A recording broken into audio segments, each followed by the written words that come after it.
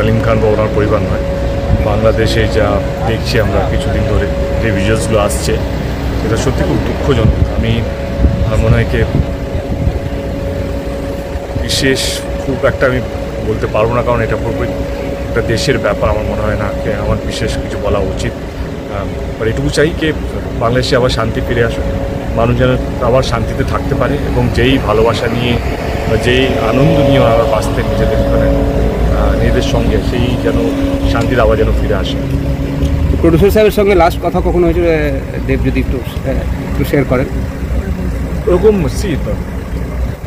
কবে হয়তো সেটা এখন মনে নেই, কিন্তু যেই দৃশ্যগুলো কালকে রাত্রে আমাদের কাছে এসছে বা যে ছবিগুলো, বা ইনফ্যাক্ট আমি তো বিশ্বাসই হচ্ছিল এরকম কিছু একটা হতে পারে, কিন্তু যখন সত্যি শুনলাম কেনা এটা হয়েছে, এবং শুধু ওনার জন্য নয়, মানে পুরো বাংলাদেশের জন্য আমার মনে হয় সত্যি একটা খুব কঠিন সময় দিয়ে যাচ্ছে।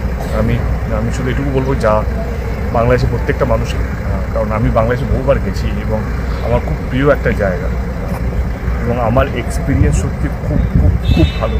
এবং শুধু বাংলাদেশও নয়, অনেক বাংলাদেশিরা আছে যারা বিদেশে থাকে, মানে সে আমি ইটালিতে বেড়াতে যাই বা লন্ডনে হোক বা আমেরিকায় হোক, ওনাদের মতন ভদ্র শান্তিপ্রিয় মানুষ খুব কম দেখেছি। আমি এটুকু অনুরোধ করব আপনাদের মাধ্যমে, যারা শুনছেন, বাংলাদেশে যারা এখন শুনছেন আমাকে, আমি উপরওয়ালার কাছে প্রার্থনা করবো যেন বাংলাদেশের শান্তি যেন আবার ফিরে আসুক, মানুষ যেন আবার ওই ভালোবাসার মধ্যে যেন পেয়ে দেবে।